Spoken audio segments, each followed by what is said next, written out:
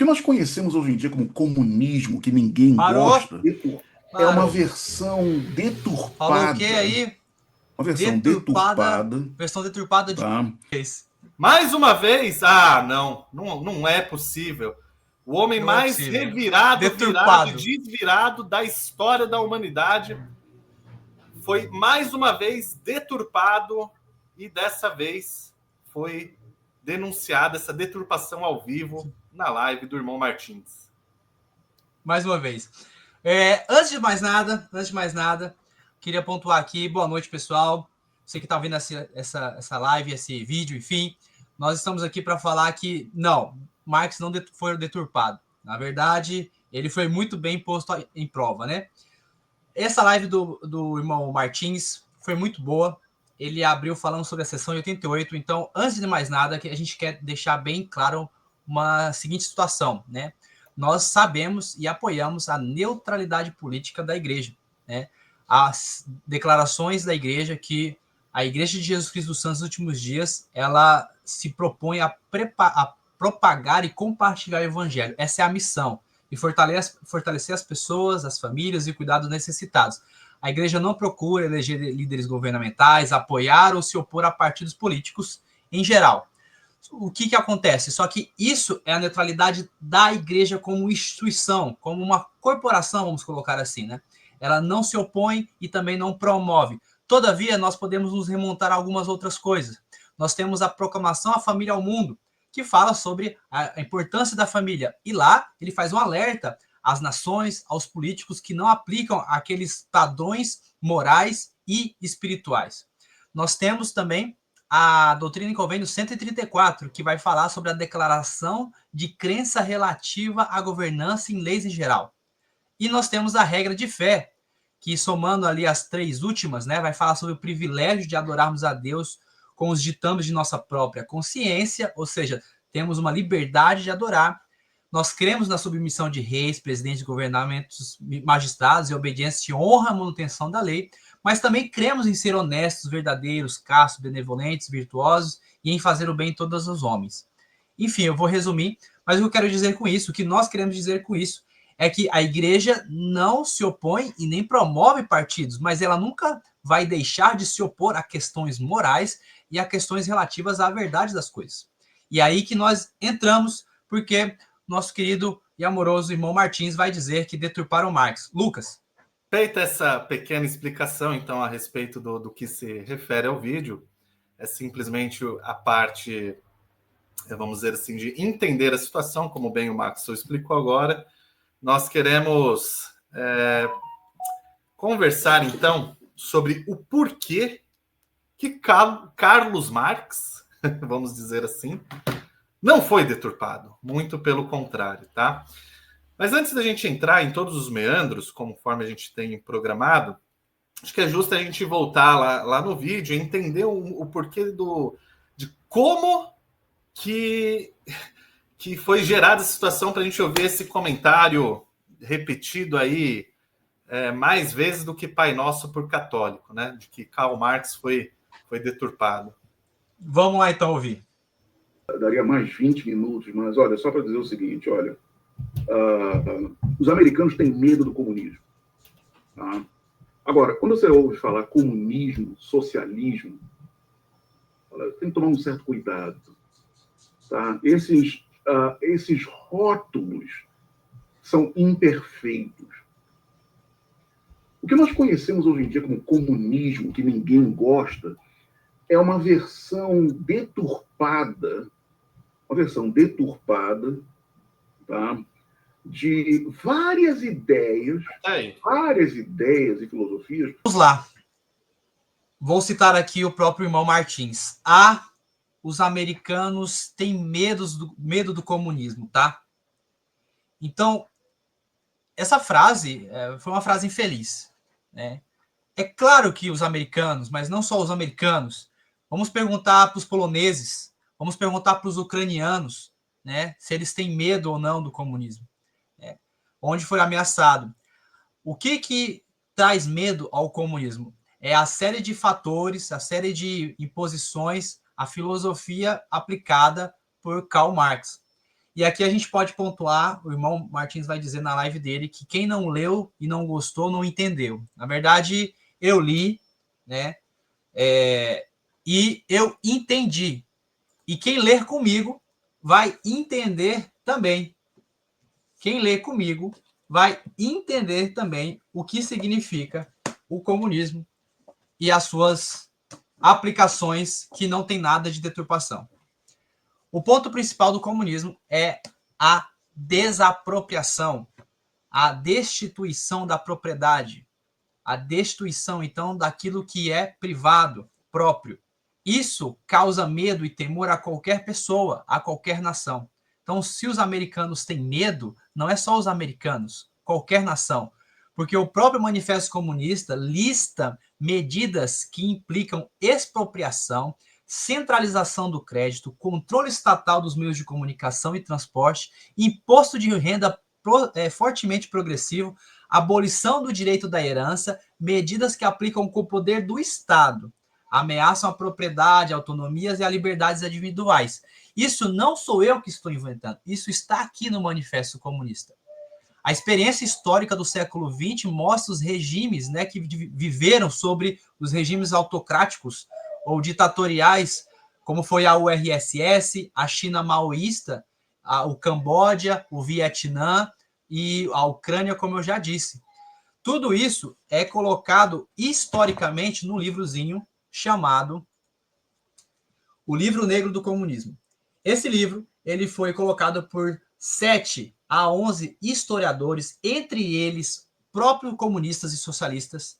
Há entre esses 7 esse corpo histórico de historiadores que eram comunistas e eles, infelizmente, viram a realidade das coisas sendo aplicadas conforme foram ditas já no Manifesto Comunista.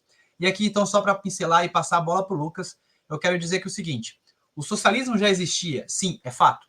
O comunismo foi instituído de uma forma mais plena e sintetizada através do Manifesto Comunista escrito em 1848. Antes desse manifesto, o comunismo era apenas uma percepção, apenas uma implantação. Aqui é sintetizado e Marx e Engels vão, então, tracejar e amplificar o método pelo qual uma nação pode ser implantada, então, o regime comunista. E aí eu respondo, os americanos têm medo? Com certeza, e devem ter, e está certo em ter. Muito bem. Não só devem temer, como devem preparar-se para isso, tá certo? Pegando aqui, Maxo, no próprio Manifesto Comunista, seria interessante a gente ler as próprias palavras do senhor Carlos Marx, que fazem com que as pessoas tenham um certo medo, especialmente daqueles que já experimentaram o gostinho do que é o comunismo, como você bem citou, as nações lá no leste europeu e outras.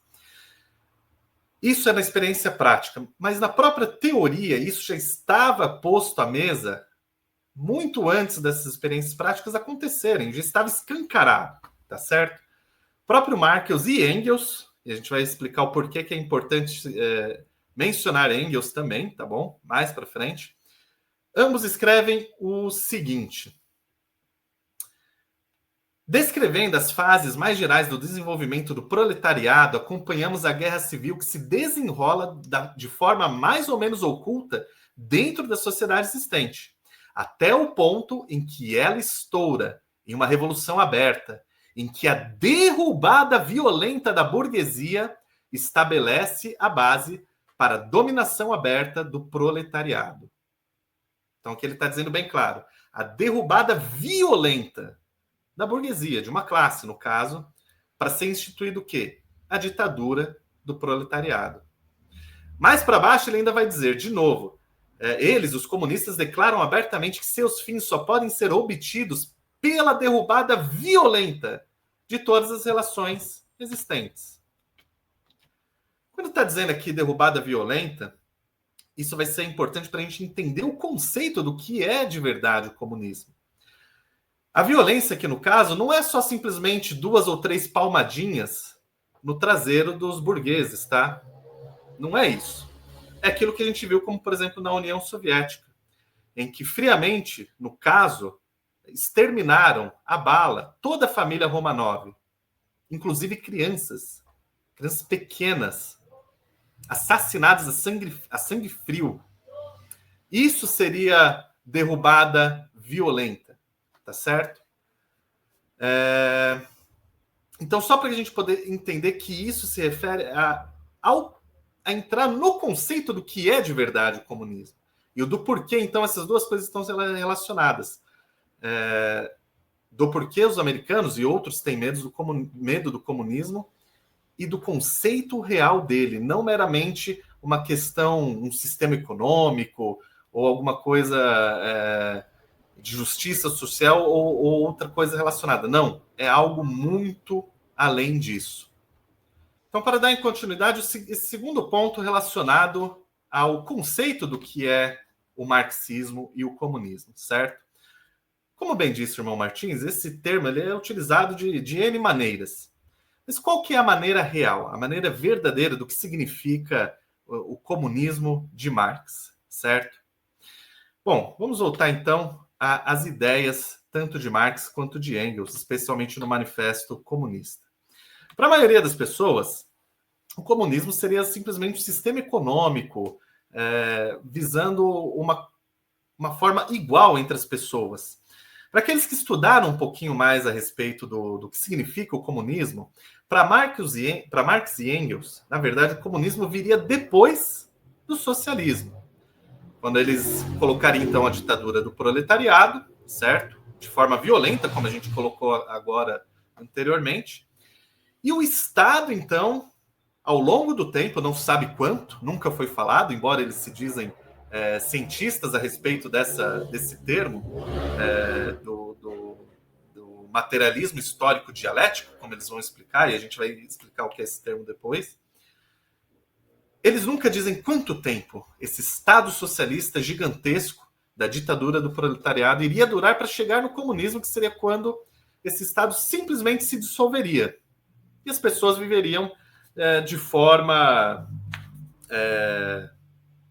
uma forma igualitária, sem a necessidade de ter um Estado, certo? Entretanto, isso é totalmente utópico, embora Marx criticava de forma muito severa os socialistas utópicos, mas ele não percebeu que a própria ideia dele era mais utópica ainda. Eu gosto muito desse livro aqui do Gary Allen, do Larry Abraham, que ele vai falar o seguinte: como que chegaria a tal ponto em que as pessoas chegariam nesse estado de poder, controlando todas as coisas, e eles simplesmente abririam mão de tudo aquilo para que as pessoas vivessem livres. Os ditadores estavam, então, com todas as rédeas na mão, e do dia para a noite eles abririam mão daquilo para as pessoas viverem livres. Stalin não fez isso, Mao não fez isso, Lenin também não. Todos os ditadores comunistas nunca sequer pensaram que estaria próximo o dia em que o Estado cairia e eles simplesmente deixariam e abririam mão de todo aquele seu poder para que as pessoas pudessem viver livres. Muito pelo contrário. Cada dia que se passa dentro de uma sociedade comunista, menos chance há dos líderes abrirem mão desse poder por vontade própria. Então, o que a gente aprende com isso? O conceito do marxismo e do comunismo não é simplesmente uma questão econômica, muito além. É uma questão de poder. Alguns vão falar que o comunismo ele é um sistema, ele é uma forma de governo ou coisas relacionadas. Mas eu gosto muito da ideia do professor Olavo de Carvalho, que ele vai dizer que o comunismo ele é uma cultura. E uma cultura do quê? De exercício de poder. Então, reparem bem, o conceito verdadeiro do que significa o comunismo, ele é simplesmente poder. Ele significa ter o poder para controlar todos os aspectos da vida dos cidadãos dentro da mão deles e nada mais. Eu gosto muito infelizmente eu não estou com ele aqui, Max. Eu gosto muito do livro do filósofo francês, do Jean Daljas, que se chama O que é Comunismo? Uma análise filosófica. Se não me engano, esse é o título do livro. Para Marx, não há verdade que mereça sim ou não, que daria sentido a uma afirmação, mais sim ou mais não. Afirmação e negação. São chamados e confundidos na contradição. O princípio da mudança. A evolução nega amanhã o que se afirma hoje. Apenas a contradição reina suprema e não há verdade para se afirmar. Por que o Daljas chega nessa conclusão? Porque essa é a base da filosofia marxista e desse conceito. Como não existe verdade e o que você diz hoje pode ser naturalmente mudado amanhã, tudo isso serve para o quê? Para que se mantenha o poder nas mãos daqueles que estão com o poder em suas mãos. Então reparem que o marxismo ele cria toda uma ideia materialista, como a gente vai abordar mais para frente, de que não existe verdade. Por isso que muitas vezes as pessoas falam, poxa, mas o marxismo, o cara disse tal coisa ontem, hoje ele está se contradizendo e o marxista não fica vermelho? Não, ele não fica vermelho, porque isso faz parte do seu pensamento e do seu conceito do que é a realidade. Tudo isso para que, então, não tenha-se meios, não tenha-se modos de você, de forma racional, de forma de lidar com a realidade, mostrar que o poder precisa ser diversificado, seja passado para outras pessoas, ou que elas tenham participação em relação ao poder. Para isso, então, serve esse discurso todo de não existir verdade, para que você sempre possa amanhã negar o que disse ontem, justamente mantendo assim as rédeas na sua mão. Para uma explanação melhor e exemplificação melhor disso, melhor do que as minhas palavras, é só ler lá o 1984, que o George Orwell vai contar ali uma história a respeito de uma sociedade comunista que cada dia o jornal que ele trabalha se contradiz por absoluto, e justamente isso é fundamental para que eles mantenham o poder na mão do partido que ele trabalha. Maxwell. É isso mesmo, Lucas. E ainda voltando, lendo o próprio Manifesto Comunista, eu tenho essa versão da LM Pocket, né? Na minha página 50. Então, para quem não sabe, eu já li esse livro 2 vezes, né? Então, sei do que eu estou falando e a gente vai ler junto aqui. Você falou sobre a questão da mudança da verdade, né? Na página 50, olha o que diz aqui. Falando sobre os rótulos que o Martins vai dizer, né? Os rótulos são imperfeitos. Vamos ver quais são os conceitos do que é o comunismo, no que ele se aplica. Então, na sociedade burguesa, o passado domina o presente. Na comunista, o presente domina o passado. Na sociedade burguesa, o capital é independente e pessoal, ao passo que o indivíduo ativo não tem independência nem personalidade, segundo eles. Então, o comunismo, ele detém o presente para reconstruir o passado. O passado não é importante, a não ser o presente, no sentido de que o presente domina o passado, palavras do Marx e Engels. Continuando sobre o que é comunismo. Revoltai-vos porque queremos suprimir a propriedade privada. Página 51 do Manifesto Comunista, na minha versão, né?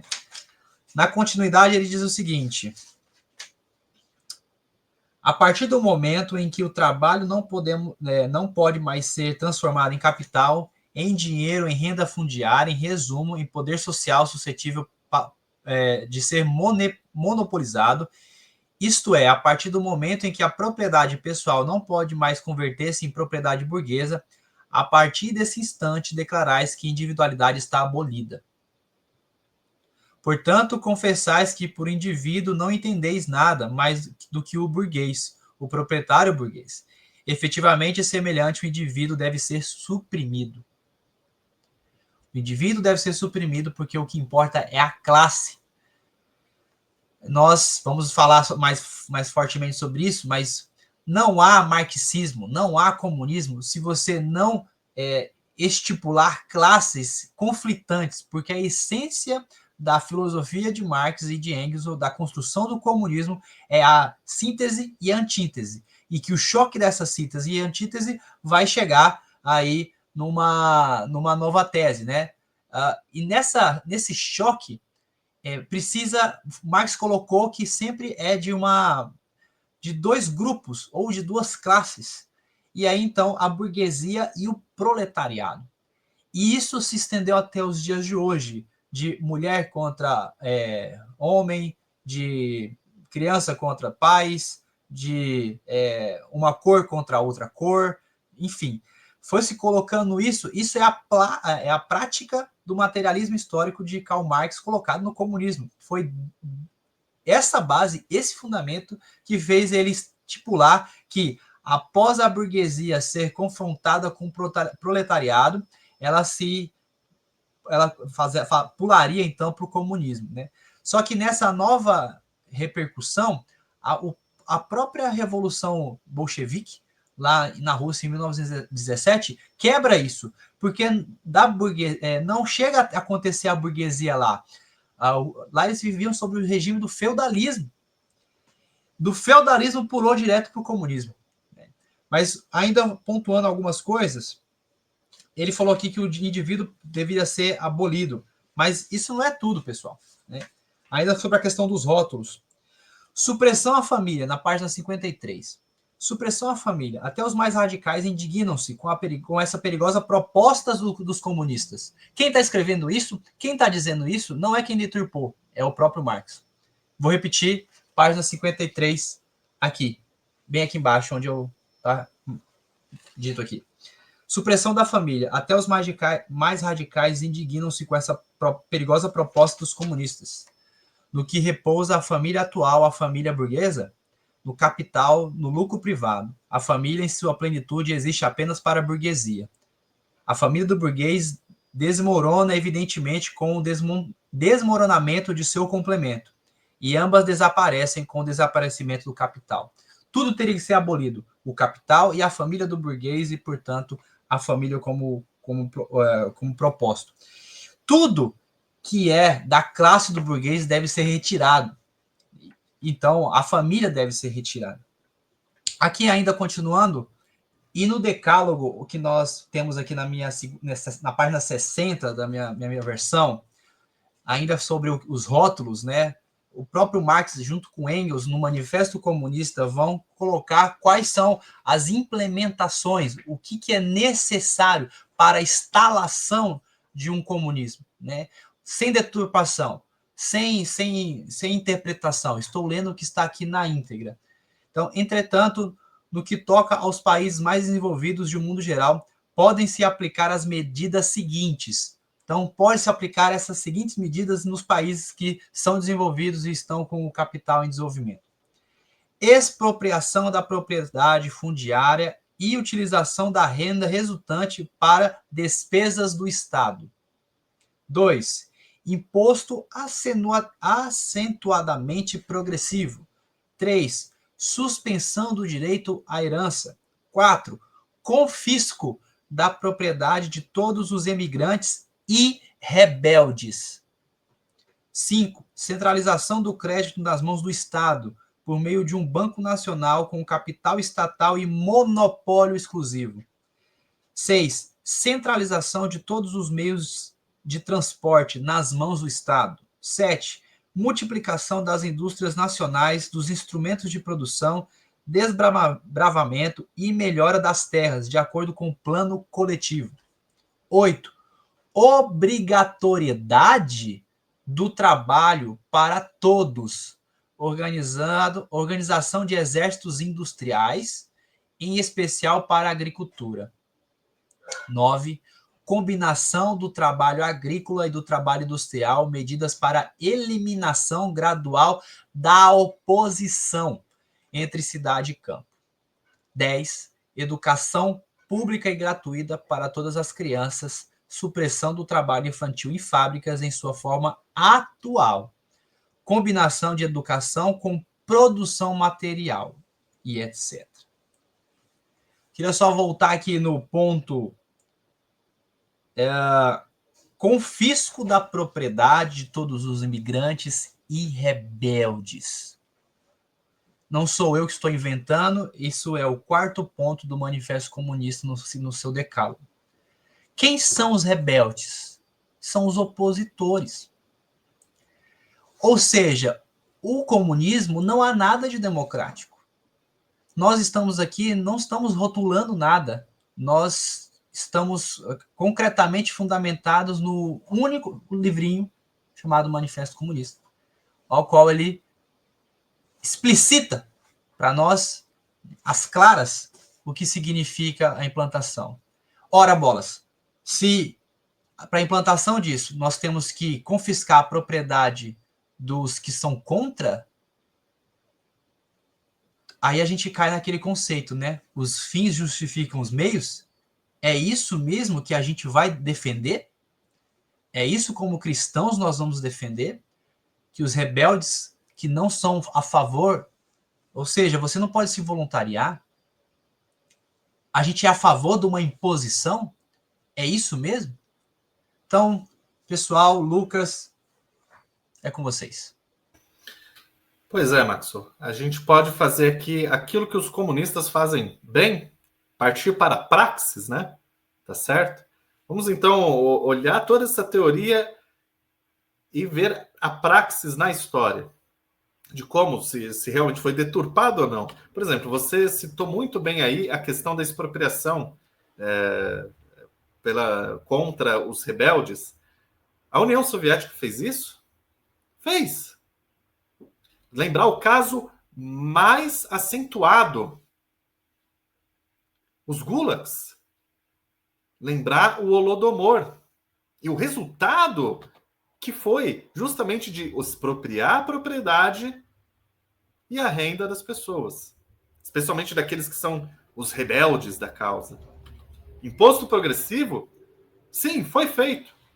De novo, citando o Holodomor, antes de chegar na finalização dele, a União Soviética, para alcançar as suas metas, o que eles fizeram?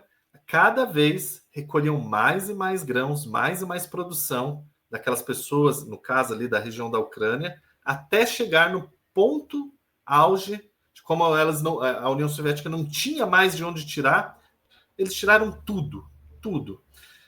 E veja só, começou então com os gulags, não os gulags, tá? Mas os gulags, que eram os produtores ali no campo, um pouquinho maiores, que seria mais ou menos o médio. Começaram com eles, foi descendo para menores, menores, menores, e sempre com mais carga tributária até chegar à questão de expropriar tudo. E o resultado, mais uma vez, relembrando o Holodomor, certo? Vamos lá, abolição de direito de herança. Foi feito. Foi feito isso em mais de um lugar comunista. Centralização do crédito nas mãos do Estado. Horas. O grande inimigo do capitalismo quer ter todo o capital na sua mão. Se a gente for olhar de uma forma mais desenvolvida, as consequências dessa ideia de Marx, a gente chega em coisas muito, mas muito semelhantes que a gente consegue ver na China atual. Então, sim, o crédito está todo na mão do Estado. Isso foi aplicado, mais uma vez foi colocado em prática isso. Esse aqui eu gosto muito, Max. Obrigatoriedade do trabalho para todos. Como você bem leu aí. Não tem espaço para vagabundagem, minha gente. Acabou a vagabundagem. Vejam só. É verdade que as condições da época de Marx, e isso o irmão Martins vai falar na live dele, vai fazer essa menção, é verdade que as condições de trabalho na época da Inglaterra, lá industrial, Alemanha e outros países que estavam se industrializando, eram péssimas. Era necessário ter ali, ouvir a voz dos trabalhadores para que eles tivessem um pouco mais de qualidade no trabalho deles, que eles tivessem fim de semana, que eles tivessem salários mais justos, que eles tivessem uma carga horária menor de trabalho. Mas olha a contradição incrível, e essa contradição não é porque é o capitalista ali no meio, como foi o Engels, uma contradição muito mais profunda. A contradição é a seguinte: quando se implementa o marxismo, o comunismo, leva-se essa ideia de obrigatoriedade de trabalho, eles trabalham muito.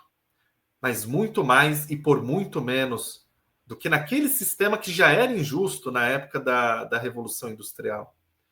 Mais uma vez, olhem a China atual. Pessoas que trabalham em fábricas por 10, 12 horas, às vezes mais, ganhando menos de $5. Isso é um absurdo. É um absurdo. É o trabalho escravo, praticamente. Então, uma contradição muito pior do que aquela até mencionada no vídeo, que a gente vai falar depois. Vejam só. Obriga-se a trabalhar de uma forma muito pior do que era lá na época que foi escrito, por exemplo, o Manifesto Comunista, e por muito menos. Então, se a gente olhar, e a gente pode fazer com os outros pontos, todos eles foram levados à prática onde foi estabelecido o comunismo. Então, não foi deturpado nada, foi aplicado quase que na integralidade tudo que foi abordado no manifesto. E as consequências são essas consequências mais nefastas da história da humanidade. Muito bem, Maxwell. Por que, então, que foi justamente o Engels que terminou o Capital? Ele terminou essa contradição terrível da história de um capitalista terminando o livro primordial dos comunistas. Como pode isso? Existe alguma contradição nisso, Maxwell? Joseph Stalin. Então, não era exatamente o comunismo de meados do século XIX, quando Karl Marx escreveu seus artigos lá, e o livro dele, O Capital, que ele nem chegou a terminar, que foi terminado por um amigo dele, que era o Friedrich Engels, que não era um comunista, por sinal, ele era um empresário, curiosamente. As ironias da história são impressionantes. Marx não terminou o Capital. Engels terminou o Capital. Isso é verdade ou é mentira? Vamos lá. A verdade é que Marx, sim, terminou o volume 1 de Das Kapital, que era o primeiro livro, né, o Capital. Em seguida, Friedrich Engels, empresário sim, mas comunista também. Afinal de contas, ele e o Engels Engels e o Marx escreveram o Manifesto Comunista, os dois. Tanto que há prefácios e pós-fácios do Engels, depois da morte do Marx, no Manifesto Comunista. E como ele não é comunista, só porque ele era empresário, essa contradição, como o próprio irmão Martins vai colar, essas ironias, é a própria ironia da contradição que é o próprio marxismo / comunismo. Então, sim, Marx publicou e terminou o Capital em 1867, ainda em vida. Os volumes 2 e 3 foram organizados e editados mais tarde por Engels após a morte de Marx. Então, não é verdade dizer que ele não terminou. Sim, ele terminou o volume 1, uma obra grande, densa, e depois Engels vai ser o colaborador para terminar a segunda e a terceira edição. Ele vai editar e vai organizar, né? E lembrar que o Marx e o Engels são coautores do manifesto, né? Engels, ele trabalha financiando e organizando, porque, afinal de contas, Engels e Marx, eles tinham uma amizade muito grande e eles dois escreviam em vários jornais da Alemanha e de outros lugares, inclusive uns artigos que nós temos da Gazeta Renana. Esse era um jornal da época da Alemanha, onde vários escritos do Marx ali cabulosos, né? A gente consegue ver ali até questões de racismo encontrados pelo Marx em seus escritos mais antigos, tá? Mas ele não era um empresário alheio à causa, né? Embora ele tenha um vínculo familiar com a indústria, ele trabalhou no negócio textil da família, o pai dele era dono de uma empresa têxtil. Ele não se alienou à causa comunista, ele foi de cabeça, né, nesta causa. Então, é totalmente errado esses dois pontos, dizer que Marx não terminou o Capital, né, não totalmente, esse ponto sim, e que Engels não era comunista. Ele era, sim, um comunista e também empresário. E aqui, só para nós nos remontarmos a um ponto factual, Lucas, e aí talvez a gente já ir para o quinto ponto sobre o nazismo. É o seguinte, eu queria remontar aqui, que você falou muito bem na sua fala anterior, que o comunismo ele foi implementado estritamente. E voltando ao ponto 6, que é de acabar com os rebeldes, né? Como eu falei já do livro Negro do Comunismo, esses historiadores, né? Temos aqui vários historiadores, todos eles. Esse livro ele é bem denso porque ele cataloga uma série de documentos, fotos, artigos da época, porque foi tudo registrado. Né? Assim, eles conseguiram registrar essas coisas. E aqui na página... bem no começo do livro, na página 22, aqui, tá? O primeiro balanço global dos crimes de expurgo e assassinato, né? Cometidos pelos regimes comunistas. Os historiadores eles vão chamar o regime comunista no sentido da aplicação deles em todos os países que eles passaram no século XX de usina de extermínio. Esse é o nome que eles dão. Aí vai dizer aqui, o primeiro balanço global desses crimes pode ser esboçado no fuzilamento de dezenas de milhares de reféns ou de pessoas aprisionadas sem julgamento e massacre de centenas de milhares de trabalhadores revoltados entre 1918 e 1922. Ou seja, o próprio proletariado foi exterminado. A fome de 1922 provocada a morte de 5 milhões de pessoas. A execução e deportação, veja, tá tudo de acordo, deportação de cossacos da região do Don em 1920, assassinato de dezenas de milhares de pessoas em campos de concentração entre 1919 e 1930, execução de 690 pessoas por ocasião do Grande Expurgo, de 1937 a 1938, deportação de 2 milhões de kulaks, que é o que o Lucas estava falando aqui, em 1930 a 32, destruição por fome provocada e não socorrida de 6 milhões de ucranianos entre 32 e 33, conhecido como Holodomor. Deportação de centenas de milhares de poloneses, ucranianos e bálticos, moldávios e bessabários, entre 39 e 41. Deportação de alemães do Volga. Deportação, abandono dos tártaros da Crimeia. Deportação, abandono dos chechenos. Deportação e abandono dos inguxes. Deportação e abandono de populações urbanas do Camboja. Lenta destruição dos tibetanos pelos chineses desde 1950. E um ponto importante que esse livro traz é uma coisa que a gente não encontra isso assim. Claro, aqui você encontra e tem material sobre isso, mas assim, não é comumente falado, Lucas, e o pessoal que vai nos assistir. Os gulags, que eram os campos de concentração feitos pelos regimes comunistas, basicamente pelo regime soviético, eles foram a iniciativa para a criação dos campos de concentração alemãs. Quando Hitler impõe o nazismo e projeta os seus campos de concentração, antes de acontecer isso, ele manda 2 emissários do regime nazista ao regime comunista para conhecer os gulags e entender como é que funcionava o campo de concentração dos gulags, para então eles implementarem isso no regime nazista. Antes de Auschwitz, já existiam os gulags. E isso não é falado em lugar nenhum. É muito difícil a gente ouvir isso.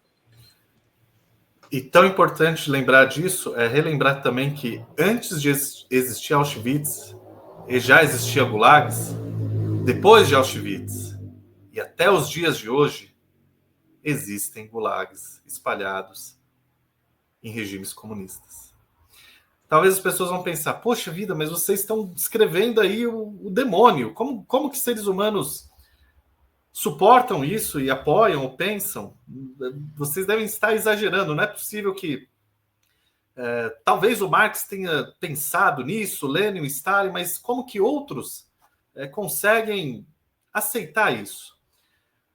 Para entender, então, como tudo isso é possível, eu queria relembrar um caso aqui, Max, bem rapidamente, de um comunista histórico, do historiador Eric Hobsbawm. Tem a famosa entrevista, se eu não me engano, a BBC, tá? Mas vocês podem colocar aí no YouTube, colocar Eric Hobsbawm, entrevista comunismo, em que vai ali colocar de novo do porquê que isso não se refere simplesmente a um sistema econômico, e sim de controle de poder, como a gente falou. O entrevistador pergunta para o Eric Hobsbawm, um comunista histórico, ele é historiador e é um comunista histórico, olha só, e pergunta para ele, se o amanhã desejado pelos comunistas tivesse sido conseguido, se tivesse alcançado essas metas, teria valido a pena a morte de, sei lá, 20 milhões de pessoas? E Hobsbawm responde dessa forma. Sim, em peremptório, direto e na lata. Então, mais uma vez, isso mostra que como que as pessoas que dão suporte para isso entendem que não é só um mero sistema econômico. É controle, é poder, é um sistema de ganhar a mente e a alma das pessoas.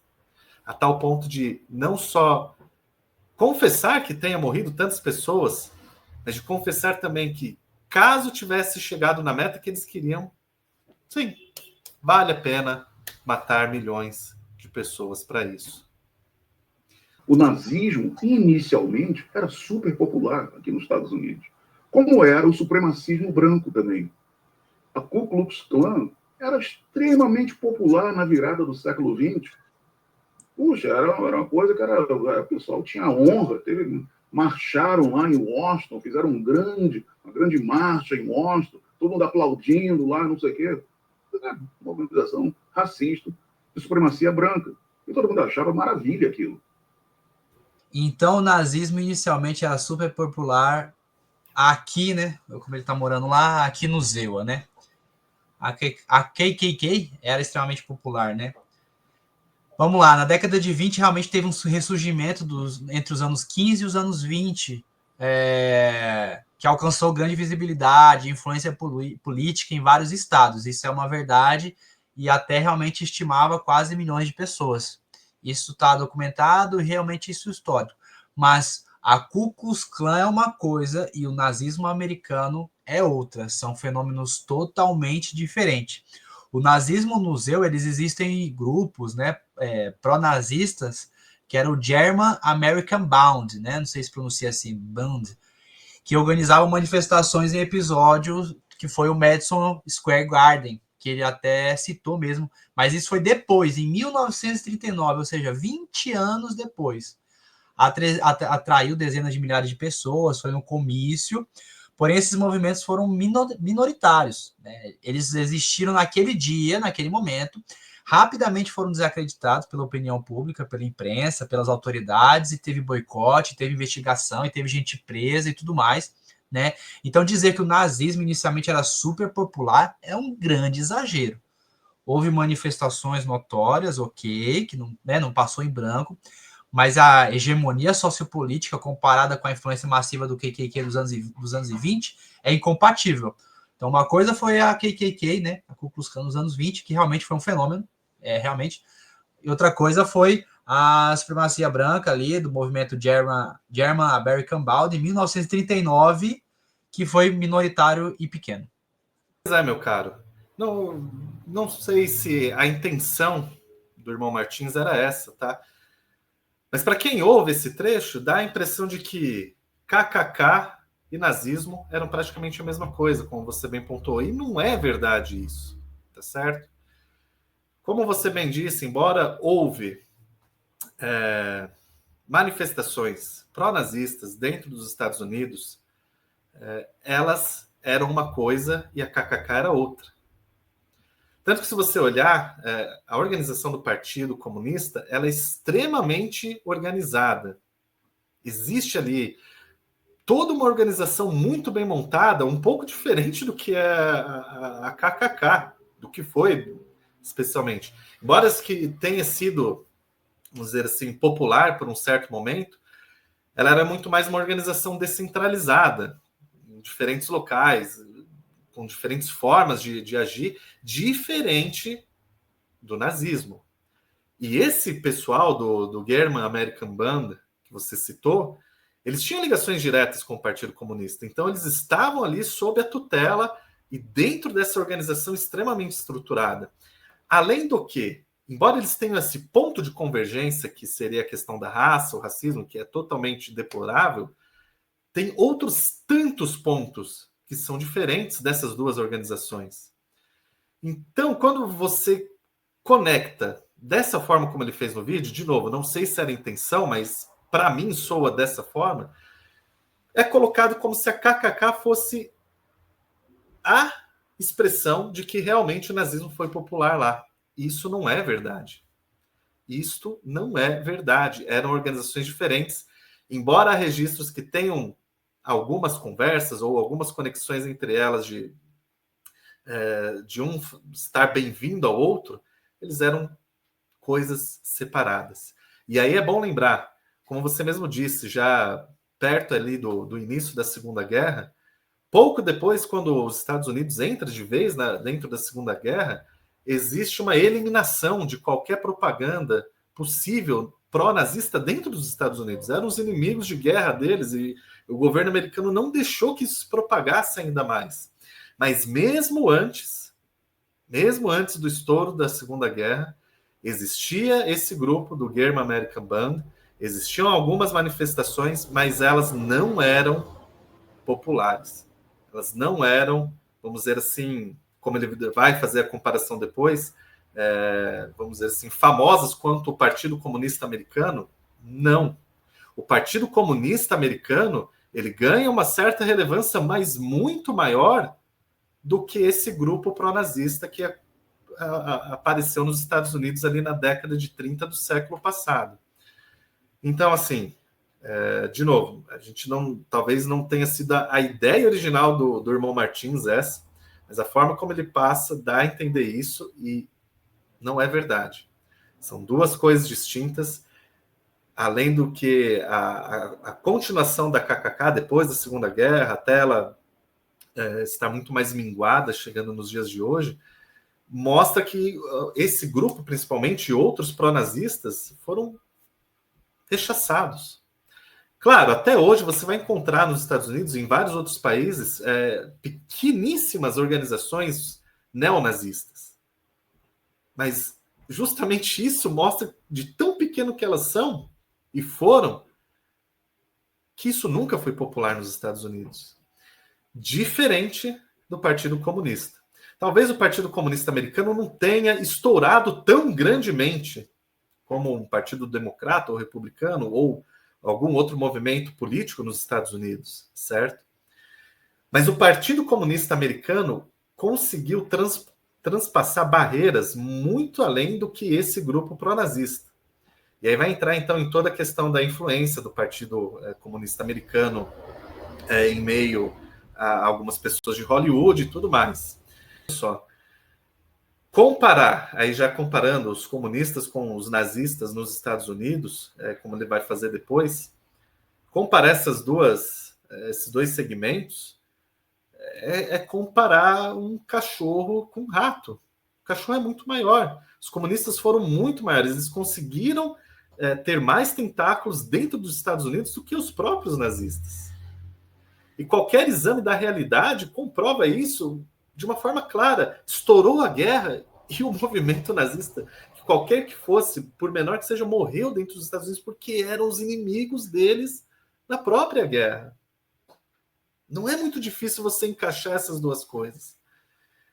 Então, pelo menos para encerrar, para mim, não sei se você quer comentar mais alguma coisa a respeito disso, a gente precisa ter um certo cuidado, e de novo, talvez não fosse a intenção do irmão, mas a gente tem que ter um certo cuidado quando nós vamos fazer analogias, comparações e citar exemplos, porque aqui foi colocado uma coisa assim que não conversa com a realidade de forma alguma. Pelo seguinte, o que eu percebi no Karl Marx, muito simples, Karl Marx queria aquilo que do outro lado do Oceano Atlântico, o Senhor estava inspirando o profeta Joseph Smith.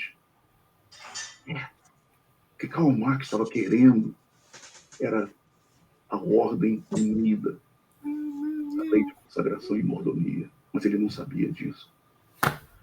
Essa é a minha conclusão. Como sociólogo, Marx não sabia que existia o evangelho restaurado na Terra. Não sabia que existia o sacerdote. Não sabia que tinha um profeta do outro lado do oceano dele.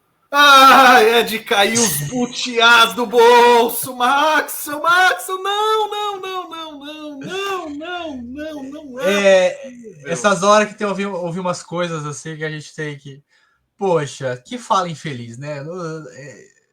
Sem comentar. Não, tem que comentar, na verdade. Não é sem comentários, não. Tem que comentar. Então, eu vou... É tão infeliz a fala que a gente dá risada. Não, Olha a ironia da história. Vamos lá, dadas as devidas proporções, né? A gente vê ali duas coisas. Uma é a emoção do irmão, né? E aí é o direito dele. Mas a segunda é que é o seguinte: olha o que ele disse em outras. Vou dizer com outras palavras, vou parafrasear. Marx é um profeta. Ele só não foi chamado por Deus.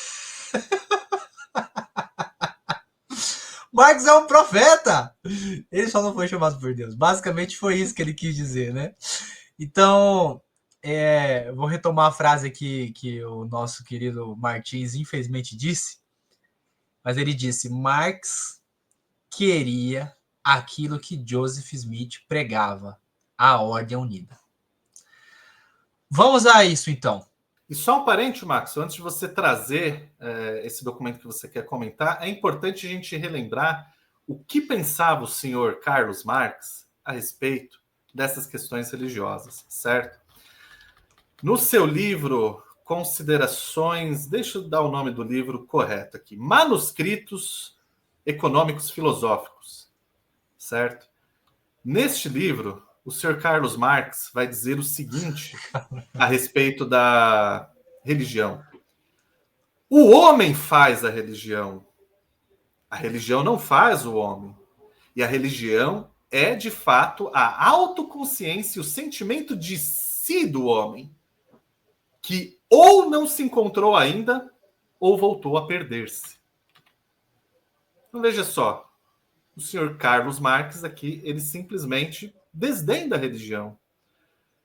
Então, eu fico me perguntando, e aí não precisa responder ninguém, mas só se perguntem, como é que pode alguém que desdenha da religião, que pensa que existe só a matéria, o materialismo, e o materialismo histórico dialético, não é qualquer materialismo, como esse alguém, de novo, que despreza a religião, queria algo divino dentro de uma religião?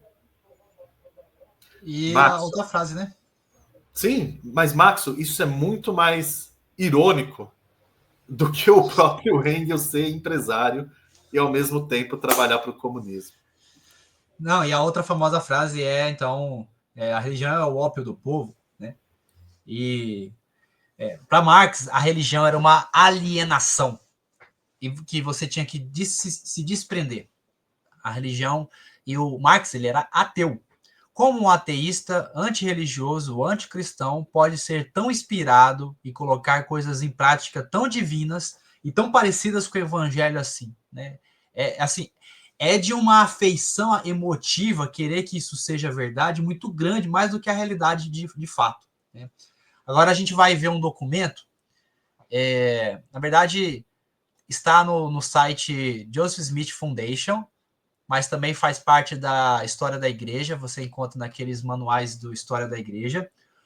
E por quê? Porque tem os diários de Joseph e de outros membros do Coro dos 12, né?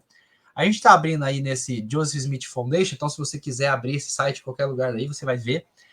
E aí, eu peguei o tema socialismo, que são várias citações de vários membros do Coro dos 12, na época da Restauração, falando sobre o mesmo tema. Mas em determinado momento, Joseph teve contato com o socialismo em uma palestra. Afinal de contas, isso também estava em ebulição na mesma época mesmo. Nessa questão contemporânea, ou seja, o Martins acerta em dizer que na mesma época estava acontecendo algo parecido, né? De um lado ali o evangelho e do outro. Mas o socialismo ele já vinha há muito tempo atrás já sendo difundido, né, a ideia. E aí, na quinta-feira, dia 14, aí a gente vai ver aí, que é o segundo momento, tem o dia 13, na quarta, e na quinta-feira, dia 14, eu vou traduzir para o português, né? Então vai dizer assim: assisti a uma segunda palestra sobre o socialismo, do senhor Finch. Depois que ele terminou, fiz alguns comentários aludindo a Sidney Rignall e a Alexander Coppel, montando uma comunidade em Kirtland, e os peixes grandes de lá comendo todos os peixes pequenos. Eu disse que não acreditava na doutrina. E aí tem até a referência, aqui se você clicar no lado, você tem a referência que isso aí faz parte do Joseph Smith, História da Igreja, volume 6, página 33. Tá? Então, refutando de vez, o próprio Joseph Smith não acreditava nada. E olha o que ele chama isso, ele chama de doutrina.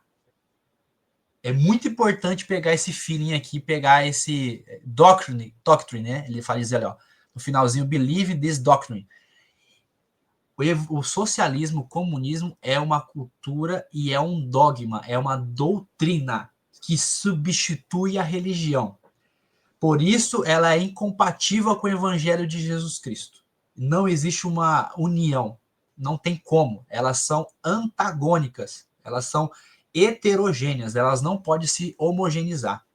E aqui, para ficar mais esclarecido ainda, tem um outro documento, e falando no PDF que eu queria trazer para vocês, na verdade é um discurso que foi feito na devocional, na época que a BYU nem era BYU, ela chamava Hicks College, é um discurso de Hiram W. Smith, né, em setembro de 1988, como está aí.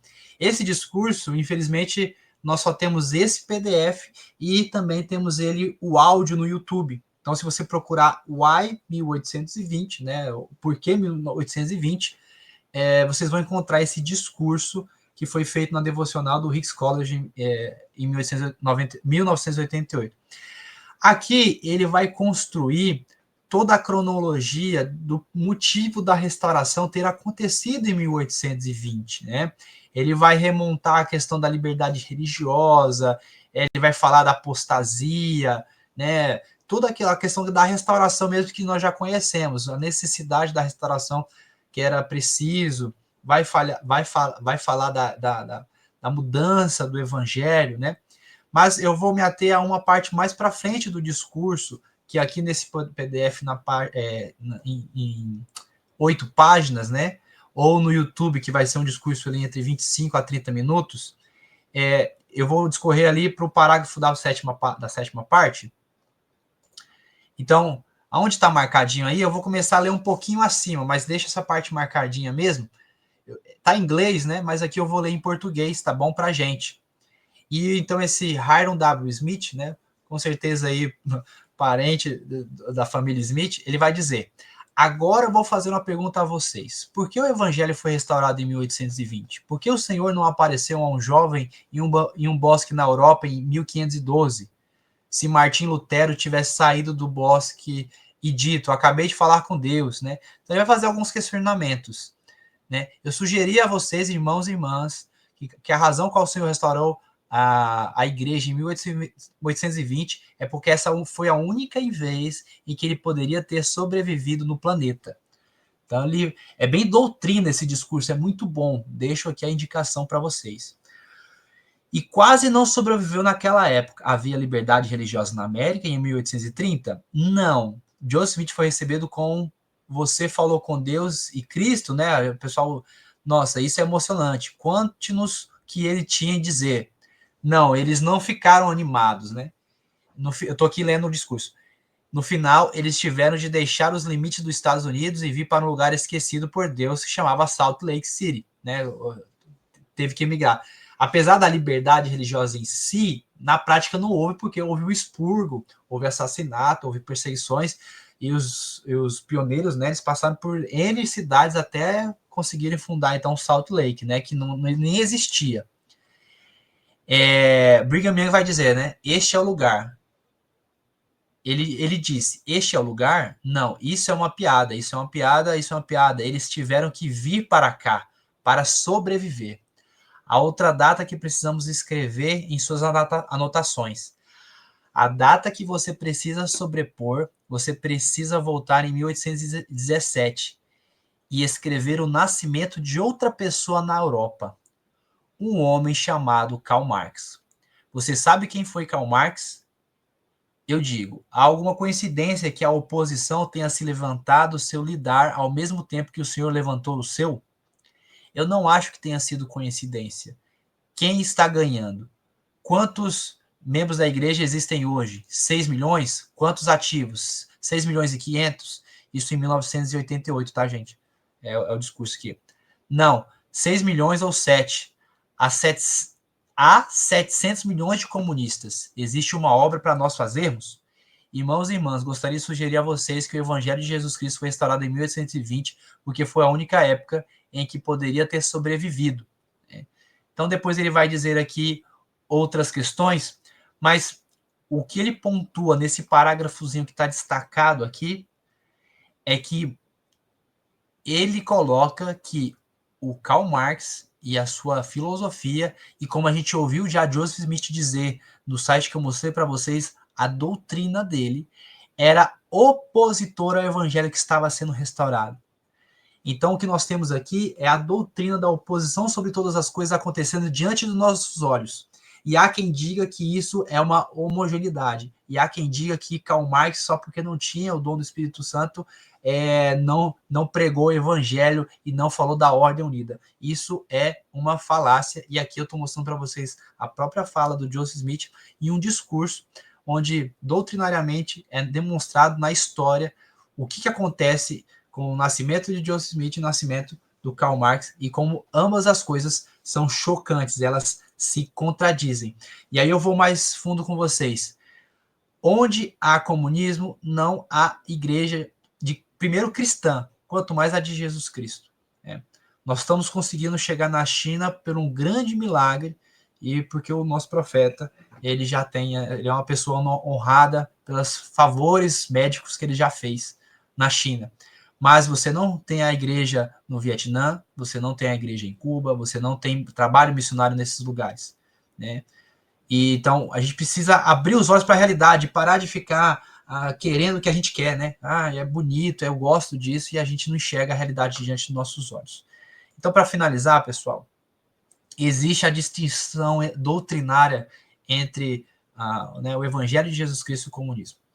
Documentos oficiais da igreja, como já foi colocado pelo estudo pela fé, das mensagens, né, da presidência, declaração do J. Reuben Clark, Abbott de Grand, o próprio Asa Taft Benson, né, distinguem explicitamente que a ordem unida ou a lei da consagração, ela é baseada em alguns princípios que são voluntariedade, base religiosa, respeito ao arbítrio e primazia do sagrado. O comunismo não tem base religiosa, é uma base materialista, ela tem a estatização e ela é coercitiva. A gente já leu isso aqui. A igreja tem declarações públicas no passado chamando o comunismo de contrafação à ordem unida. Ou seja, ela é um plágio, como se fosse algo querendo pintar de ser isso, mas não tem como ser igual, né? Ela desconsidera o arbítrio, ela desconsidera os fundamentos da religião, ela desconsidera realmente a autoridade de Deus. Então, para finalizar, Marx queria o mesmo que Joseph Smith. Isso é falácia, isso é errado, isso é uma doutrina falsa. Por quê? Porque há diferenças teológicas, que é o fim. O propósito da ordem unida é o fim, é consagrar as coisas para Deus, é estar diante de Deus, é viver em Sião. Despreza a autoridade, no caso, a ordem unida, a autoridade é Deus, né, e não o Estado. E o método é voluntário, é religioso, é um consagrado. E o método do comunismo tem imposição estatal. Os valores da sociedade são colocados numa ordem unida através do Evangelho, através de Cristo, através dos ensinamentos salvador. Os valores colocados através do comunismo é pelo próprio Estado e é pelo próprio partido. J. Reuben Clark e Abbott Grant, ambos, na mensagem da primeira presidência, alertam sobre isso naquela época, que era incompatível. e até com a Constituição e com a fé. Isso é o ponto. Nesse discurso de Rubem Clark tem um discurso que avisou sobre a perda da liberdade da religião, da imprensa e de expressão nesses regimes. E foi exatamente o que aconteceu em todos esses regimes. Então, veja, a igreja é neutra hoje? Ela é contra, ela não é a favor nem contra? Mas não deixamos de acreditar que nós precisamos nos posicionar sobre pontos de liberdade, pontos do valor humano. Então, nós temos que defender, por exemplo, a família, a proclamação ao mundo, nós temos que defender a liberdade religiosa, e essas coisas não acontecem. Então, nós precisamos, não que uma coisa compete com a outra, ou seja, a igreja é neutra, mas eu posso estar... A gente tem que unificar, ter uma visão amplificada e conseguir conversar com essas duas coisas. É lógico que a igreja não vai se comprometer, ela espera que nós tenhamos o entendimento das coisas verdadeiras, né? Então, esse é o ponto. E, para finalizar de vez, Marx não sabia do evangelho. Se soubesse, talvez não haveria marxismo. Foi a frase do nosso querido irmão. Como já o Lucas pontuou, Marx criticou a religião de forma explícita. A famosa frase que eu já disse, a religião é o óbvio do povo, aparece lá na Contribuição à Crítica à Filosofia do Direito de Hegel, que é um livro do Marx. E ele é um exemplo claro de sua postura crítica à religião institucional. Além disso, tem poemas dele em sua juventude, peças, onde ele fala contra Deus, que ele vai destronar Deus, que ele vai levar todo o seu ódio e morte e escuridão. Isso não sou eu que estou dizendo, são os poemas dele. Você encontra isso facilmente na igreja. Então, para a gente finalizar, conclusão direta e prática do que a gente falou. Não é verdade que todas as ações coercitivas observadas em regimes comunistas do século XX sejam deturpações, porque o próprio manifesto contém essas medidas e a retórica que abre a porta para a expropriação e uso do poder político do Estado. 2. Marx foi sistematicamente antirreligioso, né? Então ele tem críticas teóricas, enfim, não teria como isso ser junto. Engels organizou os volumes e não publicados de O Capital depois da morte, mas Engels era parceiro teórico e era socialista e não só um empresário neutro. 4. Evidências históricas e estudos dizem sobre suporte que os regimes comunistas praticaram a repressão em escalada maciça, exatamente como manda o Manifesto Comunista. 5. Afirmações comparativas entre a KKK e o nazismo, elas têm uma nuance, um abismo muito grande, o qual o irmão não citou, que são 20 anos de diferença e suas considerações.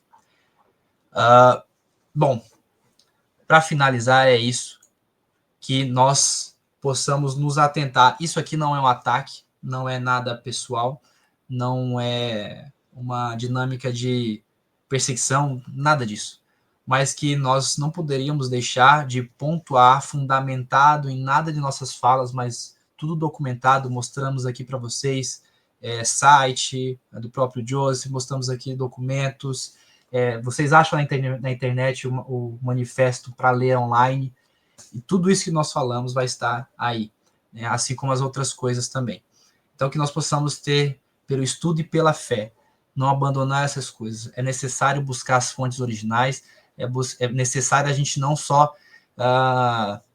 ouvir uma coisa e achar que ela é verdade. É interessante a gente ir a fundo. Então, é isso, pessoal. Nosso muito obrigado.